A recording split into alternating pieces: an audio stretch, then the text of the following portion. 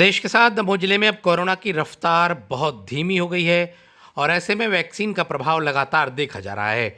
लेकिन जिले में प्रदेश के साथ डेंगू के मरीजों की संख्या में इजाफा हो रहा है। ऐसे हालात में दमोह के जिला अस्पताल में पर्याप्त व्यवस्थाएं डेंगू के इलाज के लिए की गई हैं, लेकिन डॉक्टरों का कहना है कि जिस तेज़ी से डेंगू के मरीजों की संख्या बढ़ रही है, उस तेज़ी से लगता यही है कि जिस तरह से कोविड में परेशानियों का सामना मरीजों को करना पड़ा था, उसी लिहाज से एक बार फिर डेंगू के पीड़ित लोगों को परेशानियां उठानी होंगी।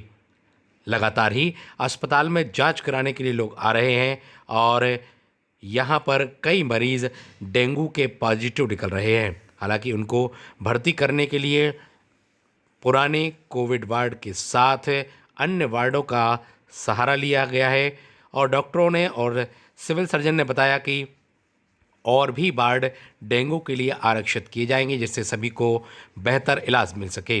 हालांकि डॉक्टरों का यह भी कहना है कि डेंगू को रोका जा सकता है यदि हम अपने आसपास साफ पानी को ठहरने न दें, उसमें लार्वा को पनपने न दें, इसके साथ ही साफ सफाई बनाए रखें, तो किसी भी तरह के डेंगू का मरीज़ नहीं आएगा, क्योंकि डेंगू का मच्छर पैदा ही नहीं होगा। ऐसे हालात में काफ़ी सुविधा हो जाएगी, मरीजों की संख्या में कमी हो जाएगी।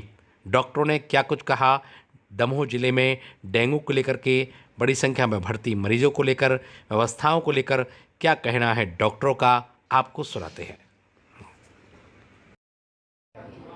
जैसा कि आप सभी को पता है कि कोविड की 2 वेव हम झेल चुके हैं और तीसरे वेव आने की तैयारी में हम लोग लगे हुए थे। उसी के दौरान ये डेंगू की एक बहुत बड़ी वेव देखने को समझने को आ रही है, क्योंकि जिस हिसाब से टेस्ट की पॉजिटिविटी रेट है, लगभग 25 से 30% की पॉजिटिविटी रेट अभी चल रही है और भविष्य में ये और बढ़ सकती है। आज की परिस्थितियों में जो हमने 50 बेड डेंगू पेशेंट्स के लिए आरक्षित करे हुए थे वो भर चुके हैं और हमें एक अन्य वार्ड 20 पलंग का नया तैयार करना पड़ा है कल ही की रात में, क्योंकि पेशेंट लगातार बढ़ते जा रहे हैं और लगभग हमारी ओपीडी जो है उसमें लगभग 30 से 40% संदिग्ध डेंगू के मरीज प्रति दिवस फीवर के पेशेंट हमारे पास आ रहे हैं और उनमें से बहुत सारे मरीजों को भर्ती भी किया जा रहा है।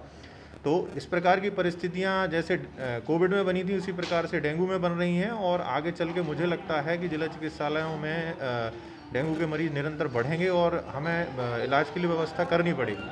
मेरा सभी से यही आग्रह है कि डेंगू एक ऐसी बीमारी है जिसको हम स्वयं थोड़े से अपनी सावधानियों से उसको बचा सकते हैं। फुल स्लीव के कपड़े पहने, ओडोमॉस क्रीम वगैरह हाथ पैरों में लगा के चलें और सुबह शाम घर में अपने नीम के पत्तों का धुआं करें और जितने भी साफ पानी के सोर्स हैं, चाहे आपके पीने के पानी का बर्तन हो, चाहे आपकी छत पे रखी हुई पानी की टंकी हो, उसको आप हर 24 घंटे में 48 घंटे में साफ़ करने की कोशिश ज़रूर करें। और जो आपकी नालियां हैं उसमें अगर आप थोड़ा सा मिट्टी का तेल भी डाल देते हैं तो इतने में मच्छर के लार्वा ख़त्म हो जाते हैं और इस प्रकार से हम डेंगू की रोकथाम कर सकते हैं। कोई बड़ी बात नहीं है, आप सहयोग करेंगे तो हम लोग बेहतर से बेहतर स्वास्थ्य सेवाएं उपलब्ध करा पाएंगे। नहीं तो जैसे कोविड में हालात हुए थे, व्यवस्थाएं चरमरा गई थी, ऐसे डेंगू में भी व्यवस्थाएं चरमरा जाएंगी। जैसे हमें कोविड केयर सेंटर बनाने पड़े थे, ऐसे हमें डेंगू केयर सेंटर भी बनाने पड़ सकते हैं। तो अब ये आप लोगों को निर्धारित करना है कि आप लोगों को किस प्रकार से आगे स्वास्थ्य सेवाएँ मिले।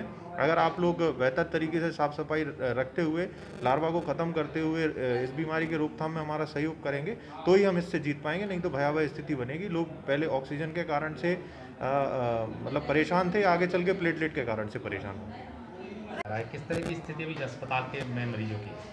हमारे यहाँ हमने 50 बेड की अस्पताल जो पहले हम लोगों ने कोविड में रखा हुआ था, उसी वार्ड को पूरी बिल्डिंग खुलवाई हुई थी, वो पूरे भर चुके हुए हैं।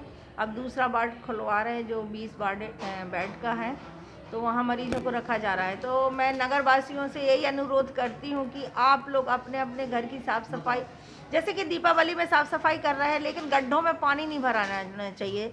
जगहों तगहों आप लोग सब बर्तनों में पानी भर के रखते हैं, वो पानी का स्टोर नहीं होना चाहिए। साफ़ सफाई रखें, नालियों में सफाई रखें, जिससे कि भैया मच्छर पनप ना पाए। मच्छर पनपने के कारण ये सब चीज़ें हो रही हैं और आप लोगों से मैं बार बार यही अनुरोध करती हूँ कि स्वास्थ्य का ध्यान रखें। ऐसा नहीं है कि हम अस्पताल में ट्रीटमेंट नहीं कर सकते, हम लोग अस्पताल में पर्याप्त ट्रीटमेंट की व्यवस्था है, सब चीज़ें हैं, लेकिन जब तक आप लोग अपने स्वास्थ्य का खुद ख्याल नहीं रखेंगे तो डॉक्टर लोगों का उतना सहयोग नहीं कर पाएंगे। आप लोगों को डॉक्टरों का सहयोग करने के लिए अपने घरों में साफ़ सफाई रखें।